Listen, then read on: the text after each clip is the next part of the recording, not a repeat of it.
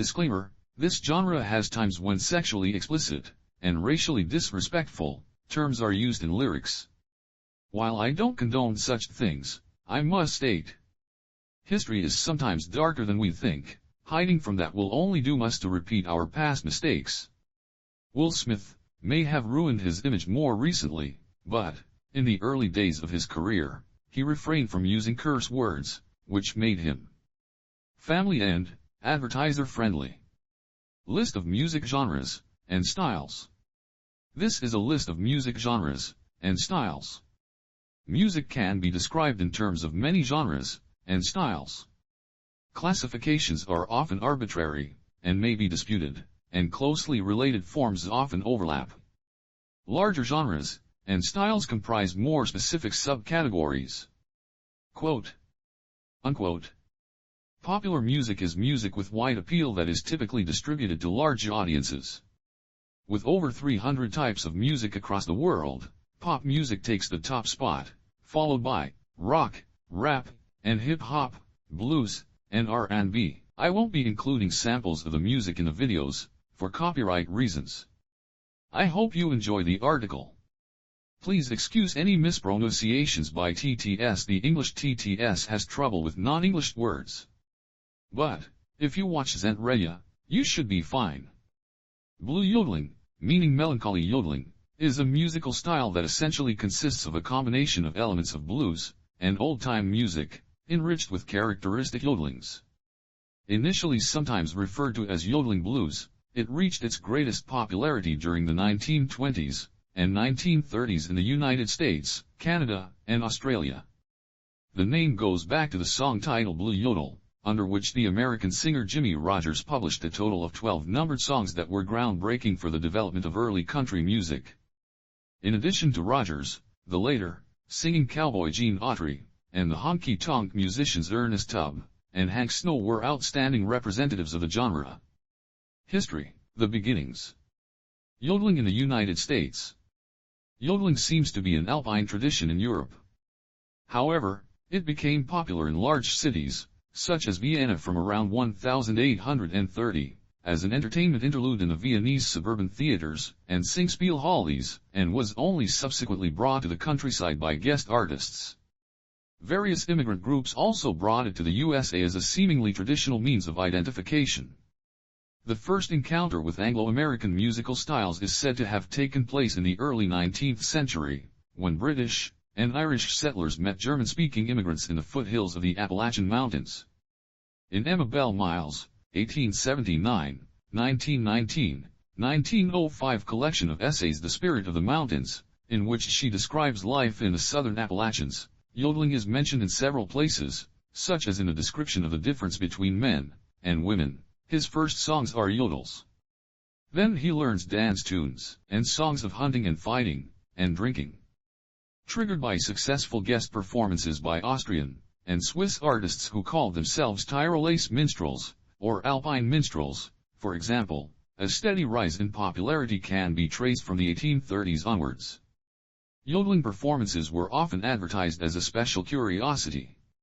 Tom Christian, known as the yodeling minstrel, first appeared in public around 1847. The first recordings of a yodeler were made by L.W. Lipp in 1892.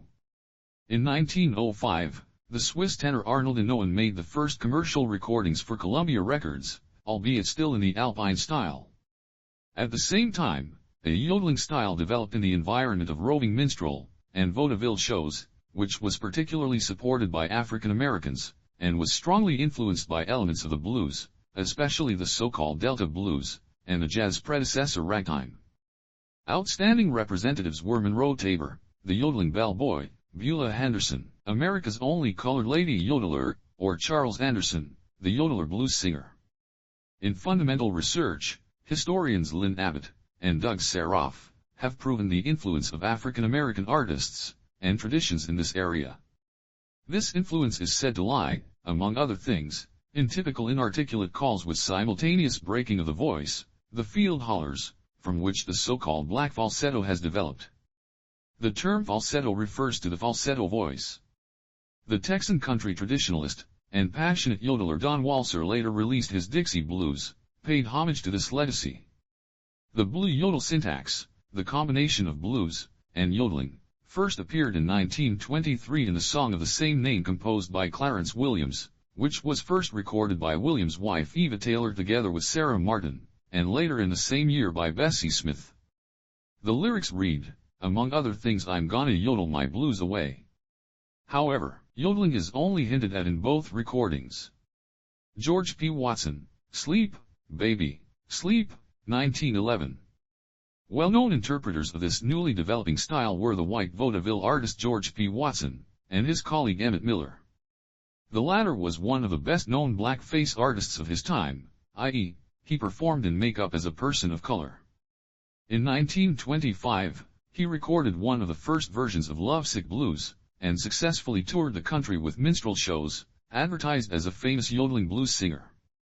He was known for breaking his voice within the words, and elongating individual sounds, which was also called trick singing at the time. Watson first recorded yodeling songs on wax cylinders in 1895. The song he popularized, Sleep, Baby, Sleep, recorded in German and English in 1911, became a classic of American yodel music, not least because Jimmie Rodgers, revered as the father of country music, used it in August 1927 during his first recording session. This song can be considered the linchpin of American yodeling, composed in 1896 by S.A. Emery. It had been recorded more than a dozen times before 1927, including by various old-time bands. Milton Brown, one of the pioneers of Western swing, formed his first band with two friends in 1927, the Three Yodelers. The repertoire consisted mainly of barbershop and contemporary pop songs, but also some yodeling songs, including Emmett Miller's I Ain't Got Nobody. The further Brown's personal style shifted towards jazz, the less he devoted himself to yodeling. With regard to the 1920s and early 1930s, the music journalist Nick Tosches distinguishes between various yodeling styles, including the archaic 19th century yodel, the minstrel yodel, and the minstrel yodel. Century, the minstrel show yodel, which he calls fake blue yodel, and characterizes as a Swiss yodel with black content, and the pop country yodel, as used by Jimmy Long in Yodel Your Troubles Away, 1929. The revival experience of Wilf Carter can be considered exemplary for the development of yodeling. Around 1915, when he was about 10 years old, he saw a Swiss yodeler at a cattle drive who appeared as an additional attraction at a performance of Uncle Tom's Cabin, and called himself the Yodeling Fool. Here, the character of the yodeling performance as a novelty and curiosity was still clearly recognizable, which did not really fit in with the theme of the actual performance.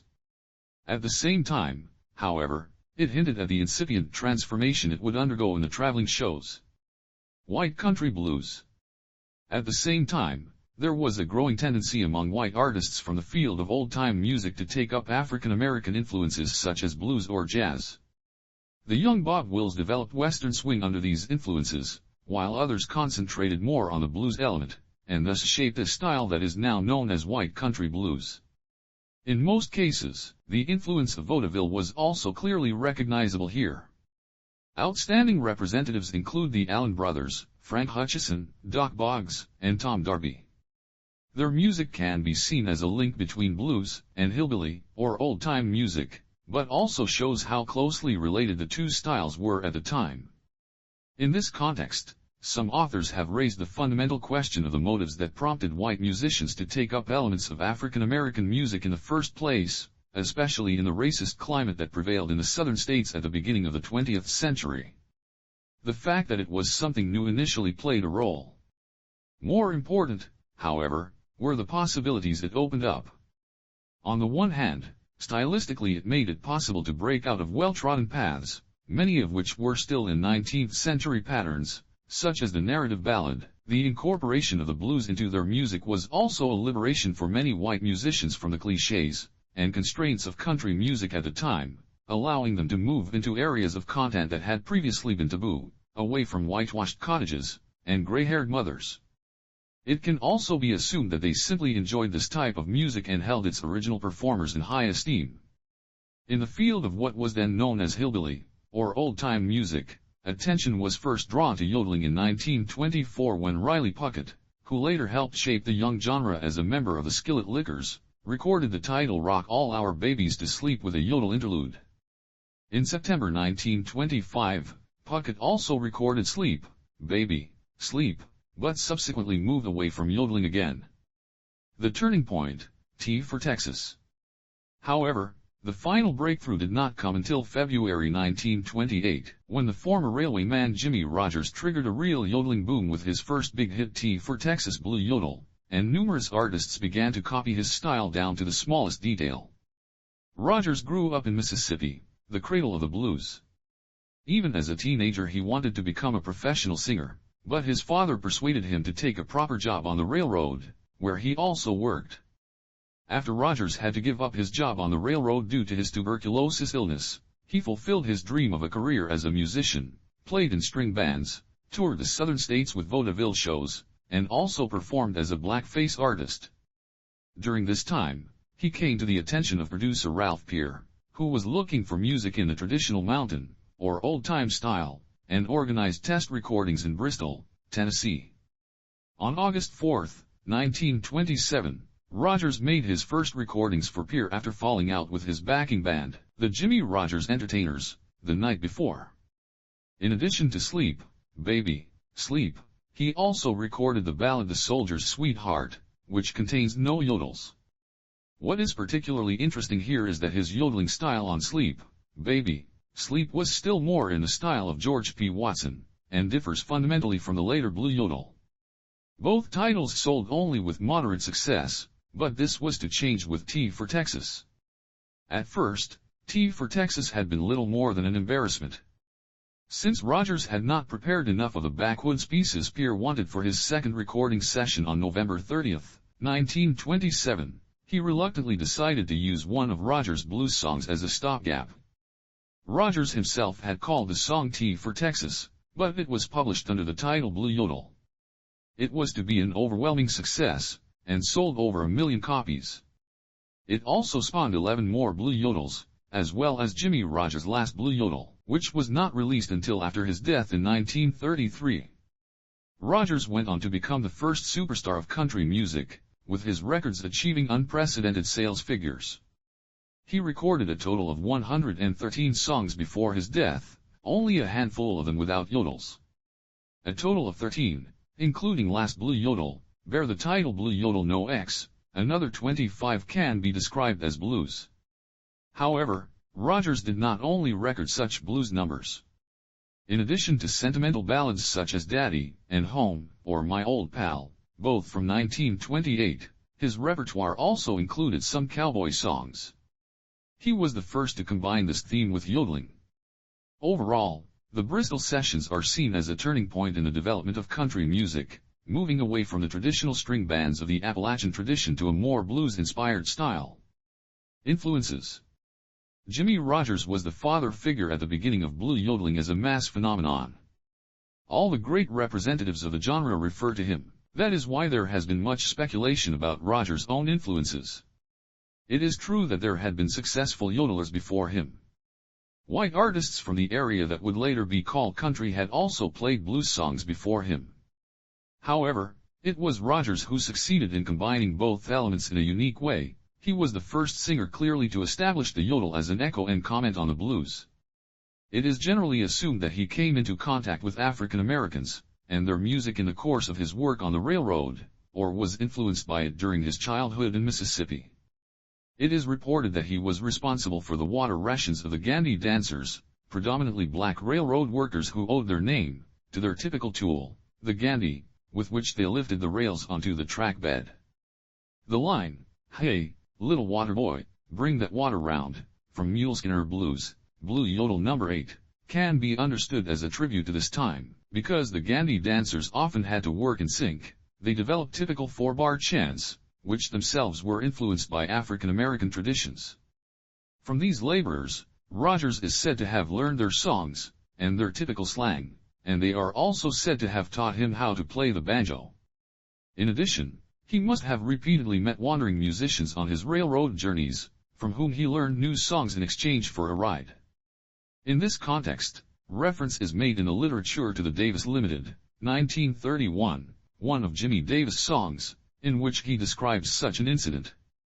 Songs, in which he describes one such incident. After leaving the railroad, Rogers is also said to have learned to play guitar and blues from black musicians on Meridian's 10th Street. In summary, it can be said that Jimmy Rogers combined the blues songs of the black railroad workers, the Swiss yodels, and the syncopation of the pop music of the 1920s in his style. On the other hand, based on statements made by his wife Carrie, it is likely that he was also strongly influenced by vaudeville, which he is said to have been obsessed with. In particular, black falsetto, the breaking of the voice while singing used by colored artists, obviously influenced his style. Some have also theorized that Rogers learned his style from Emmett Miller. However, there is no documentary evidence for this. Miller's biographer Nick Tosches expressly leaves the question open. Miller's supposed partner at the time, Turk McBee, claimed that Miller and Rogers had met in 1925 in Asheville, North Carolina in 1925. However, this has since been refuted, and there are even doubts as to whether McBee really worked with Miller. Even a meeting in June 1927, when the Jimmy Rogers Entertainers performed for some time at WWNC in Asheville, and Miller gave guest performances there at the same time, cannot be proven with certainty. However, it is undisputed that long before Rogers' first recordings, both had already toured the country extensively with various shows, where they were exposed to a variety of different influences. It even seems possible that both were influenced by the African-American singer and vaudeville star Bert Williams, whom they must have known based on their backgrounds. Williams, along with his partner George Walker, had already recorded in a similar style around the turn of the century, also making yodel-like sounds. It remains open whether Rogers and Miller may have actually met in person, and whether one of them was influenced by the other.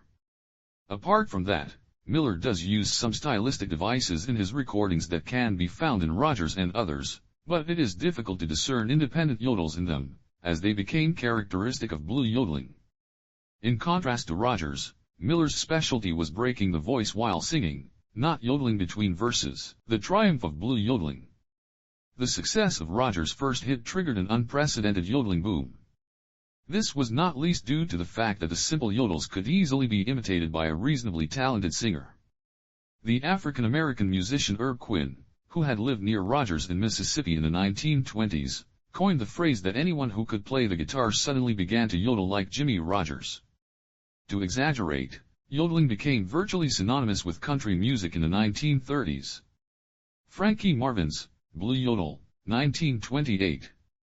For financial reasons, the various record companies also tried to establish their own singers, with yodeling blues titles on the market as quickly as possible, or to get their artists to yodel. For example, Ralph Peer encouraged Sarah Carter to yodel on some of the Carter family recordings, and the Carters recorded several duets with Rogers. Peer also arranged a joint recording of Blue Yodel No. 9 with Louis Armstrong on trumpet, and his wife Lillian on piano in 1930. Many of the early Rogers impersonators have remained little more than a footnote in the "You Need to Learn About Country Music," such as the then 17-year-old messenger boy Bill Bruner, who filled in for the ailing Jimmy Rogers in February 1929, and thereafter toured with tent shows as the singing messenger boy. Similarly, Rogers' cousin Jesse Rogers met with little success as a yodeler. Others were more fortunate. One of them was Gene Autry's longtime friend, and later co-star Frankie Marvin, who had only recently switched to show business on the advice of his brother Johnny Marvin. He actually wanted to perform on his ukulele for the record label Crown, but was asked by those responsible whether he could also yodel. Yodeling was his middle name, he replied. After a short test, he recorded his version of T for Texas in June 1928 under the pseudonym Frankie Wallace, and his guitar for a total of 4 different record labels: Crown, Brunswick, Columbia, and Edison. Gene Autry. The Marvin brothers convinced the young Gene Autry to try this new style as well. Autry had previously tried unsuccessfully to gain a foothold as a crooner during an extended stay in New York City, Victor Talking Machine Company Gene Austin, and Al Jolson songs. Having never yodeled before, he began practicing. He first returned to Tulsa, Oklahoma, where he appeared on radio station TVOO as the original Oklahoma yodeling cowboy. After building a good reputation and a broad fan base, he returned to New York and recorded for Columbia Rogers' Blue Yodel No. 5 in October 1929. Autry's first single was released just a few days before the great stock market crash. However, it had the advantage of being released by Columbia's budget labels Velvet Tone, Diva, and Harmony, so for the price of one Rogers record, Victor, his fans could buy 3 of Autry's so-called dime store platters. Of all the Rogers imitators, Autry was also the one who was able to get closest to his idol. On some recordings he is barely distinguishable from Rogers. While Autry initially mainly imitated Rogers, and also covered pieces by other performers, he began to compose his own songs, and find his own style at the end of 1930. This showed that he could not only imitate Rogers' yodeling, but also had a distinct feel for the blues. Yodeling Hobo, Bearcat Papa Blue, or Jailhouse Blues are just a few of his own compositions, which increasingly pushed back the Rogers titles. Autry's first title that he did not record in this typical blues style brought him his big breakthrough, The Sentimental, That Silver-Haired Daddy of Mine, which he recorded in October 1931, together with Jimmy Long, his longtime companion from his telegraphist days, and uncle of his wife. Although he continued to record blues numbers, from 1933 onwards he concentrated almost exclusively on cowboy tunes, with which he eventually became the most popular and commercially successful singing cowboy, alongside Roy Rogers. He still occasionally yodeled there, but no longer in the original style. During this time, Autry also seems to have made a complete break with his past as a minstrel and blues artist, especially with the disreputable lyrics of some of his recordings. In his autobiography Back in the Saddle Again 1997, he does not mention Jimmy Rogers once. He responded evasively to corresponding questions from journalists throughout his life, and later even relativized Rogers' influence on his early career. Cliff Carlisle. Born in 1904 in Kentucky, Cliff Carlisle had already been enthusiastic about Hawaiian music, which was very popular in the southern states of the USA at the time, during his childhood. He therefore began to play steel guitar, and later went down in history as one of its great pioneers. In the 1920s, he appeared with his partner Wilbur Ball in vaudeville and tent shows, performing in the South as hillbillies, and in the North as Hawaiians. In 1930, they had a permanent radio show on WHAS in Louisville. During this time, Jimmy Rogers had his first successes, and Carlisle realized that he too was a talented yodeler. He applied to Gennett Records, who enthusiastically seized the opportunity to place his own yodel on the market. Together with Ball, Carlisle recorded numerous cover versions of Rogers' tunes, one of the first being Memphis Yodel, which on the one hand is clearly stylistically based on the original, but on the other hand also stands out from it due to the Hawaiian influence, and Carlisle's own singing style. In 1931, Carlisle and Ball even made 2 joint recordings with Rogers, including When the Cactus is in Bloom. Over time, Carlisle found his own style.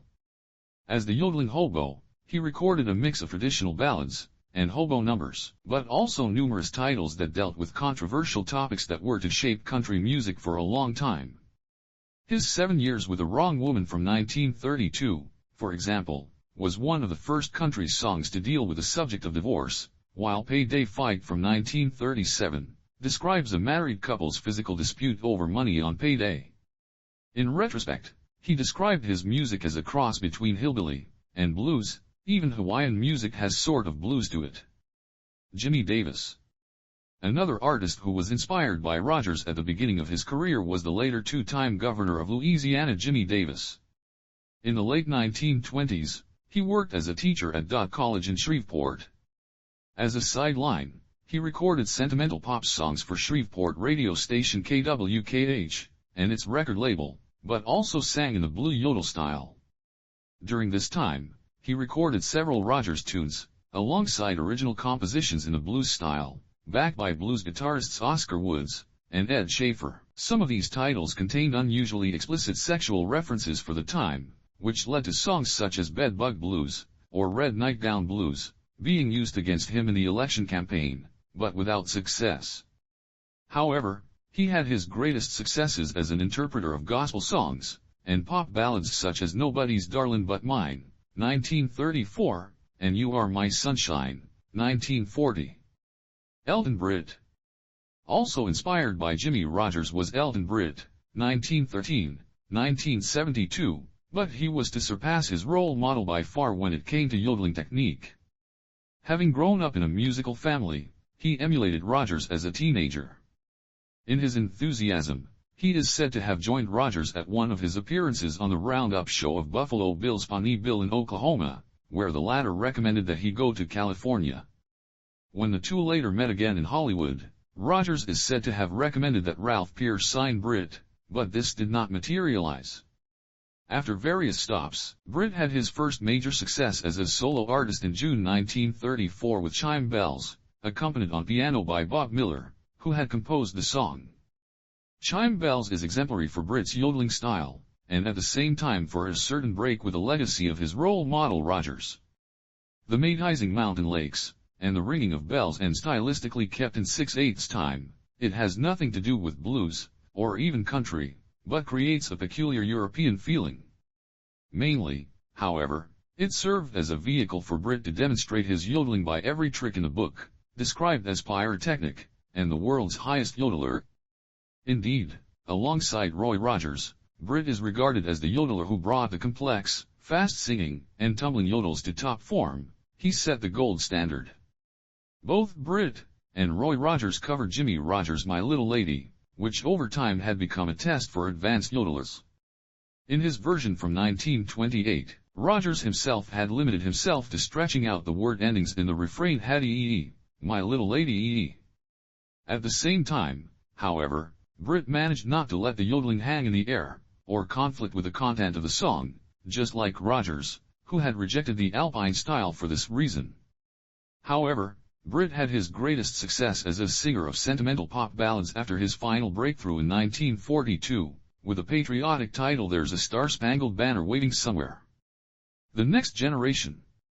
While the aforementioned artists such as Autry, Carlile, and Davis, referred to by Bill C. Malone as the three greatest imitators of Jimmie Rodgers, had been active during Rodgers' lifetime, and in some cases in personal contact with him, Rodgers' legacy continued to produce some of country music's biggest stars after his death in 1933. Ernest Tubb. One of them was Ernest Tubb. Growing up on a cotton farm in Texas, he learned the words and melody of In the Jailhouse Now from his older sister in the summer of 1928, at the age of 14. However, his sister could not yodel. It was not until a year later that he was able to hear recordings of Jimmie Rodgers for the first time, and then began collecting his records and yodeling himself. In late 1933, Tubb had moved to San Antonio with his friends Jim and Joe Castleman in search of work. The Castlemans formed the trio the Castleman Brothers, with their acquaintance Merwin Buffington, later joined by their brother Barney. Their repertoire consisted mainly of Western-oriented material, but they also played songs in the Rodgers style in keeping with the spirit of the times. They eventually landed a broadcast on radio station KMAC, and it was here that Ernest Tubb made his first radio appearance as a guest vocalist. He quickly became a regular accompanist for the Castlemans, and shortly thereafter he was able to secure another broadcast for the band on competitor Kono, but this time under his own name.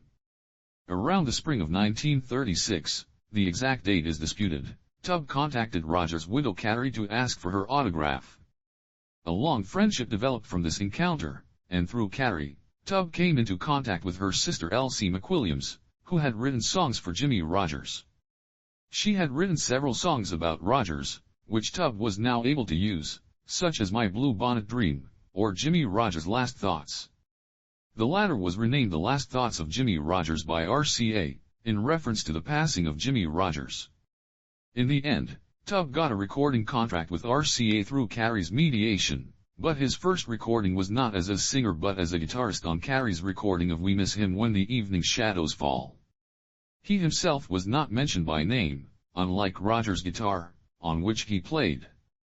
A tonsil operation ended Tubb's career as a yodeler in 1939. However, as he could not imagine singing Jimmie Rodgers' songs without yodeling, he increasingly began to develop his own style, and write his own songs, with which he eventually went down in history as an icon of honky-tonk. Hank Snow. The Canadian Hank Snow was regularly abused by his stepfather as a teenager. To escape him, Snow signed onto a fishing trawler off the coast of Nova Scotia. There he entertained the crew with singing performances, accompanied on the harmonica. His mother, who had encouraged him to sing in the church choir as a child, gave him a Victrola, a portable phonograph to wind up, and some records by Vernon Dalhert, in which he was particularly fascinated by the guitar playing. Around 1930 he was given some records by Jimmie Rodgers, whom he enthusiastically imitated from then on. With this repertoire behind him, he applied to the radio station CHNS in Halifax in 1933. Although he was given his own program there as the Yodeling Ranger, he still had to keep his head above water with various side jobs at first. Over time, he was able to build up a growing fan base in northeastern Canada, and in October 1936, he made his first recordings for the Canadian RCA subsidiary Bluebird, including the self-composed Lonesome Blue Yodel. In 1944, he switched to the CKCW station in New Brunswick, where he now appeared as the Singing Ranger, as he had largely given up yodeling. His records were not released in the USA until 1949. Only appearances at the Grand Ole Opry, and his hit I'm Moving On brought him his breakthrough there. Further development. By the end of the 1930s, the public's interest in hillbilly music had already waned. However, yodeling did not disappear completely from public perception, but was also adopted by representatives of other styles, often in the form of cover versions of Rodgers' songs. Examples include Blue Yodel No. 1 by Bob Wills, with yodels by Tommy Duncan, or the recordings of Mule Skinner Blues by Bill Monroe. In 1950, Monroe recorded the faster-paced new Mule Skinner Blues, a George Von Horton, the brother of Ralph Peer's former partner, and CMA chairman Roy Horton, under the pseudonym George Von, which was adjusted to remove the sexual innuendo, and references to the consumption of alcohol. In his live performances, however, Monroe usually used the original version. In 1946, Bill Haley started his career as the Ramblin' Yodeler. Yodeling was taken to new heights by Slim Whitman, who was also successful with it in the pop charts.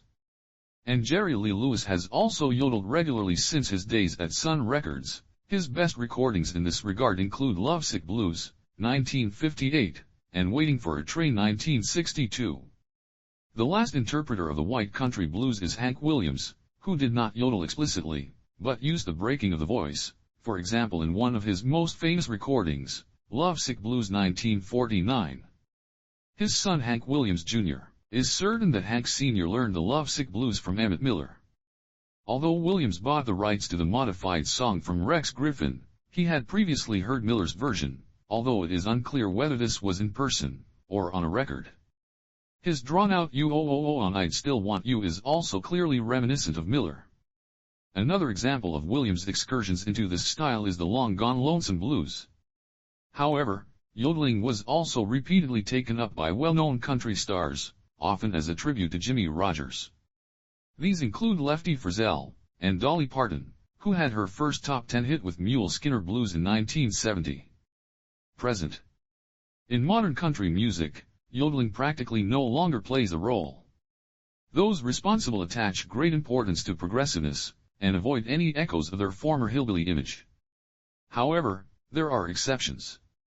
In 1998, the band The Wilkinsons reached number 45 in the U.S. country charts with the Yodelin' Blues. Blue yodeling came to the attention of a wider public again in 2000, when a remake of Jimmie Rodgers in the Jailhouse Now was released on the soundtrack to the film Oh Brother, Where Art Thou? In 2006, child star Taylor Ware caused a sensation when she made it into the top 5 of the America's Got Talent show with her yodeling songs.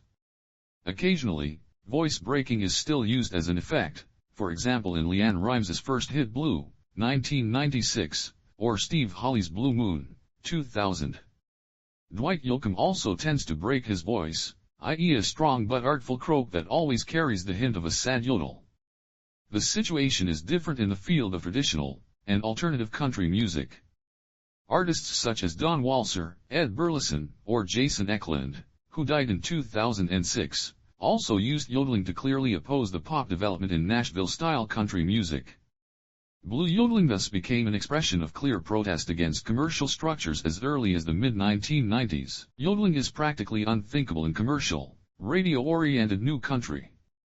Wiley Gustafson from the group Wiley and the Wild West even wrote a textbook, How to Yodel, Lessons to Tickle Your Tonsils. Small yodeling courses are regularly held at the band's gigs, where Wiley teaches the audience the basics, and encourages them to yodel. There is also a constant interest in the old recordings, which is reflected in scientific publications, and a large number of relevant samplers, some of which use the term country yodel. Western music.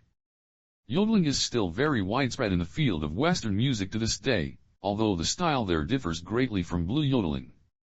Although many important representatives of the genre cite Jimmie Rodgers as a role model, their yodeling interludes are far more sophisticated and extravagant. They also lack the blues elements.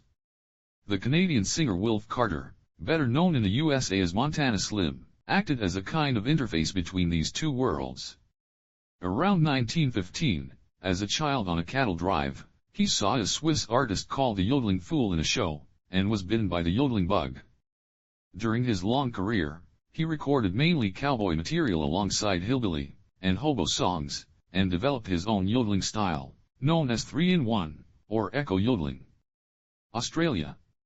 In addition, yodeling was, and is very popular in Australian country music.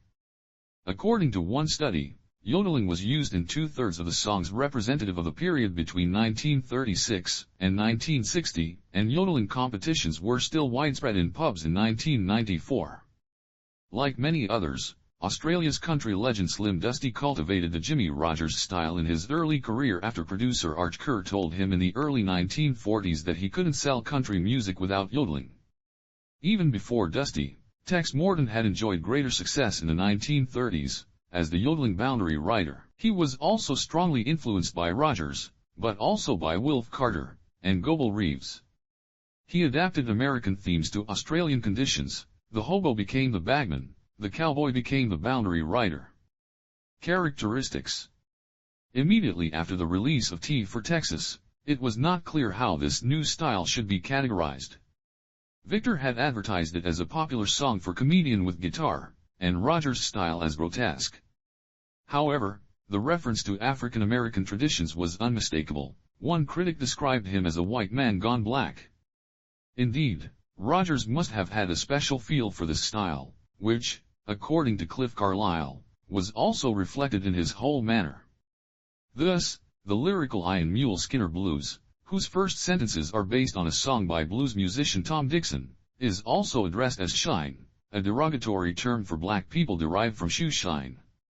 Conversely, Rodgers' music was also appreciated and used as inspiration by African Americans, who, according to an assessment expressed in the literature, may have made him at least in part an honorary African American.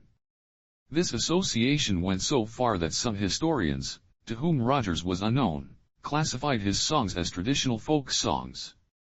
In an essay published in 1957, the music journalist John Greenway identified a situational and a prosodic pattern, i.e. the relationship between word and sound, as identifying features of blue yodeling. The rounder often appears, boasting about his abilities as a lover, but at the same time is deeply insecure, and constantly fears the creeper who wants to steal his partner. He reacts to this with threats, or violence or the assurance that he can have any other woman anyway. In Blue Yodel No. 3, for example, mistrust is followed by a threat, won't you tell me, mama, where you stayed last night, 'cause your hair's all tangled, and your clothes don't fit you right, the day you quit me, woman. That's the day that you die. Remember, the details in this article are meant to educate in history. Some things may seem inappropriate in the modern age. Don't hate me for sharing the whole truth. The individual verses are linked by the characteristic yodel refrains. Although the treatment of the themes mentioned contributed to the great emotionality of the music, it was the sometimes tortured yodel refrains that created an atmosphere of loneliness and despair. Compared to the Alpine models, the blue yodels were simpler in structure, and could be imitated without much effort. Assumptions that this could be due to Rodgers' inability to play more elaborate yodels turned out to be wrong. Rodgers preferred the simpler yodels, based on the melody and content of the pieces, to their counterparts, which were of a higher artistic quality but often detached. In this way, he created a unity of content and performance. In a letter to Jean Autry in the spring of 1930, he complained that an organizer wanted to replace him with a freak-sick yodeler, after he had to cancel due to illness. What was meant was a Swiss yodeler. With regard to the peculiarity of blue yodeling, Cliff Carlyle stated that the difference to a Swiss yodeler, for example, was that it was produced with a tongue, but the blue yodel was down in here, by which he meant both the larynx and the heart, a sound from the belly, so to speak. For the many young men who emulated Rogers, blue yodeling is said to have been a means of releasing pent-up sexual desire and aggression, a procedure that is said to have a cathartic effect. Cathartic effect, a nonverbal statement of youthful bravado, a catharsis, Whitman's barbaric yop. The latter is an allusion to Walt Whitman's poem Song of Myself, where the last stanza states, I too am not a bit tamed, I too am untranslatable, I sound my barbaric yops over the roofs of the world. They may also have seen this as an affirmation of their masculinity after many men must have felt socially and economically emasculated during the economic crisis. Stylistically, Rogers drew on the rich musical tradition of blues and folk music. He often used the classic 12-bar blues scheme, 12-bar blues, with the first line of each verse being repeated twice. He also used common phrases, so-called floating lyrics, or maverick stanzas, sometimes also maverick phrases.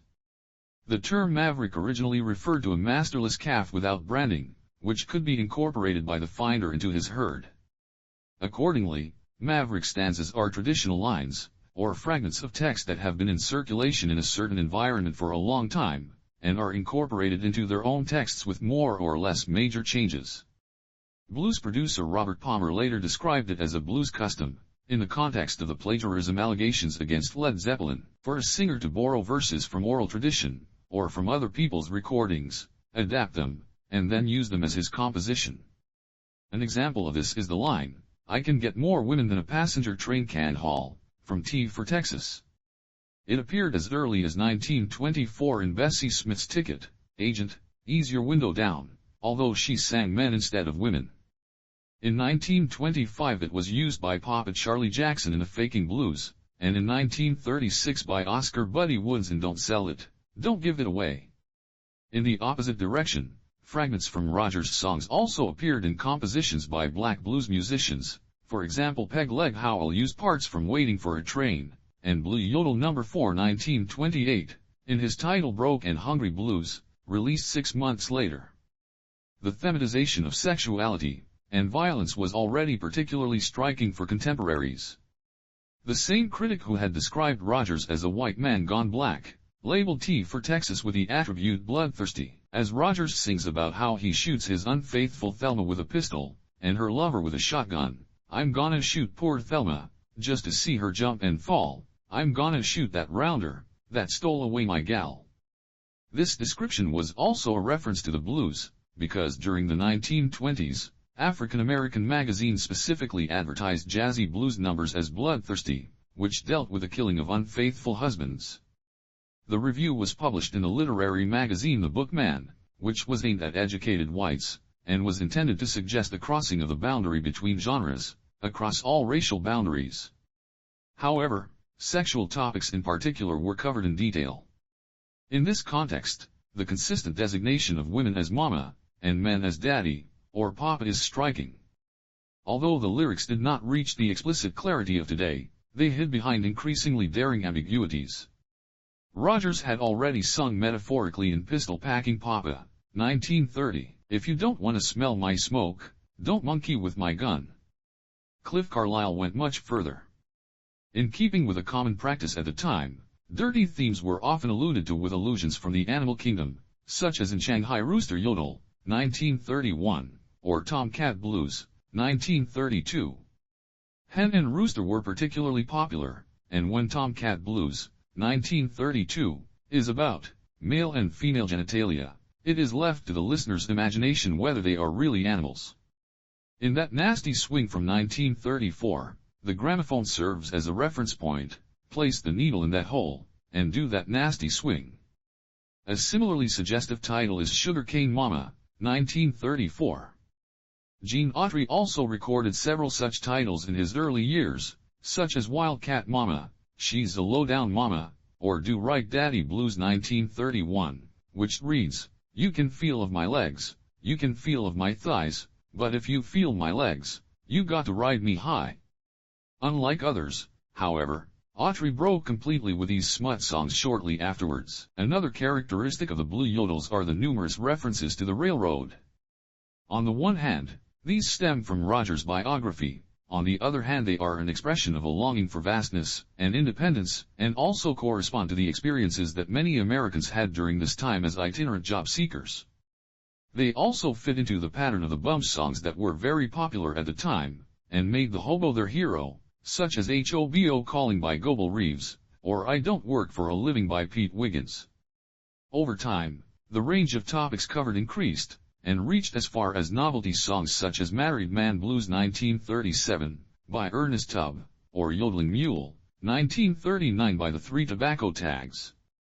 Particularly unusual is Jimmy Rogers' duet with Sarah Carter, The Wonderful City, 1931, in which the heavenly Jerusalem is sung about. It is the only religious song that Rogers recorded.